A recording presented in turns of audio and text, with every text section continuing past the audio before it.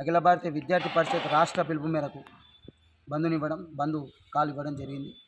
ఈరోజు విజయవంతంగా అఖిల భారతీయ విద్యార్థి పరిషత్ తెలంగాణ రాష్ట్రంలో ఉన్న ప్రతి జిల్లాల ప్రతి మారుమూల గ్రామంలో ఉన్న పాఠశాలల్ని విజయవంతంగా బంద్ చేయడం జరిగింది. ఇకనైనా సిగ్గు తెచ్చుకో రేవంత్ రెడ్డి. ఈ యొక్క రాష్ట్ర ముఖ్యమంత్రి అయి ఉండి స్వయాన విద్యాశాఖ మంత్రి అయి ఉండి విద్యార్థులతోని ఆటలు ఆడుతూ ఉన్నావు.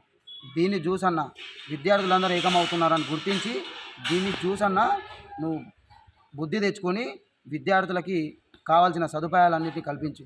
ఇప్పటికి కూడా పుస్తకాలు రావడం లేదు, ఇప్పటికి కూడా చాలా స్కూళ్ళల్లో యూనిఫామ్లు రావడం లేదు. ఎందుకు ఇంత మొండి వైఖరి?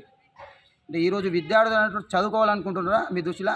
మరి ఏదో రావడం పోవడం వాళ్ళకి చదువు నేర్పిస్తే మమ్మల్ని ప్రశ్నిస్తారనే ఒక ఆలోచనతో మీరు ఉన్నారా అని చెప్పేసి నేను అడుగుతా ఉన్నాను. ఖచ్చితంగా మా యొక్క డిమాండ్స్ మీరు నెరవేర్చాలా. ప్రభుత్వ పాఠశాలలలో మౌలిక వసతులు కల్పించాలి, నాణ్యతమైన భోజనాన్ని అందించాలి.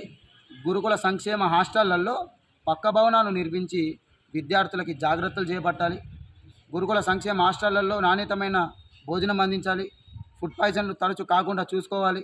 విద్యార్థులకు పాము కాట్లకు తేలుకాట్లకు గురి కాకుండా చూసుకోవాలి. అలాగే ఈ యొక్క ప్రైవేట్ కార్పొరేట్ స్కూళ్ళల్లో లక్షల కొద్ది ఫీజులు దోపిడీ చేస్తున్న ఈ యొక్క ప్రైవేట్ కార్పొరేట్ పాఠశాలల మీద చర్యలు తీసుకోవాలా, వాటి గుర్తింపును రద్దు చేయాలని చెప్పేసి మేము డిమాండ్ చేస్తూ ఉన్నాం. నేషనల్ ఎడ్యుకేషన్ పాలసీ జాతీయ విద్యా విధానాన్ని 2020ని మీరు అమలు చేయాలి.